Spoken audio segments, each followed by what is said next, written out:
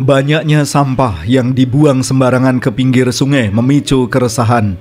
Kondisi itu membuat Suko Tiwil Siswanto, warga Desa Metese, Kecamatan Kaliori, Kabupaten Rembang, Jawa Tengah, membuat alat pemusnah sampah yang terbuat dari tumpukan 3 buah drum bekas. Drum bekas tersebut dimodifikasi. Bagian atas ada lubang untuk memasukkan sampah sekaligus berfungsi sebagai cerobong asap. Bagian tengah disekat dengan penyaring sehingga sampah yang dimusnahkan abunya turun ke bawah.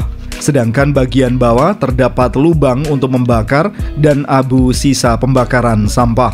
Suko Tiwil menceritakan pada tahun 2022 kampungnya dilanda banjir besar yang menyisakan banyak sampah. Selain itu diperparah warga sering membuang sampah di dekat jembatan sebelah utara rumahnya. Lantaran sampah semakin menggunung, ia kemudian tercetus ide membuat alat yang bisa cepat memusnahkan sampah. Satu alat perkiraan menghabiskan biaya antara 2-3 juta rupiah. Untuk bahan bakar, ia biasa menggunakan oli bekas.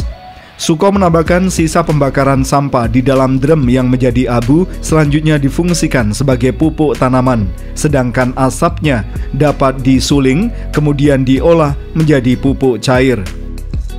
Di bawah ini sampahnya full karena nggak ada yang menangani dan bingung, jadi buka-buka di YouTube ada alat yang namanya insinerator atau pembasmi sampah. Jadi sampah kering sampai sampah basah itu bisa habis pakai alat itu. Dan waktu itu saya punya drum 5, tapi yang saya bikin alat ini 2, jadi dengan dana seadanya.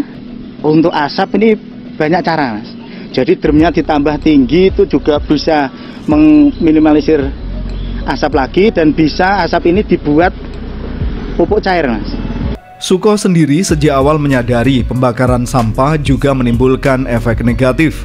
Tapi pembakaran harus ditempuh daripada sampah dibiarkan berserakan hingga akhirnya memicu polusi bau busuk dan gangguan kesehatan.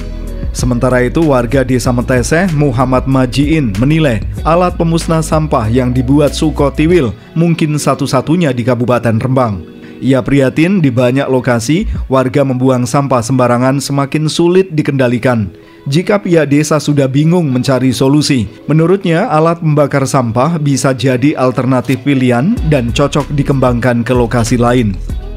Memberikan himbauan pada warga, bahkan dikasih tulisan yang buang sampah di sini akan terkena denda 50 juta. Itu juga tidak dihiraukan, tidak direspon oleh warga. Jadi kami sangat resah sekali terhadap warga-warga yang membuang sampah sembarangan itu.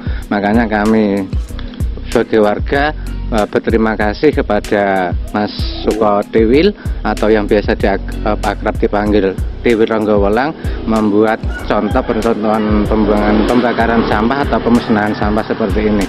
Mudah-mudahan bisa menjadi percontohan khususnya di warga Metese, tidak hanya satu ini, jadi bisa mengembang ke warga yang lain.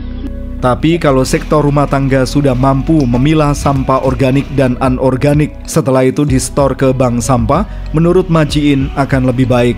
Namun sayangnya program semacam itu masih sulit berjalan secara kontinu.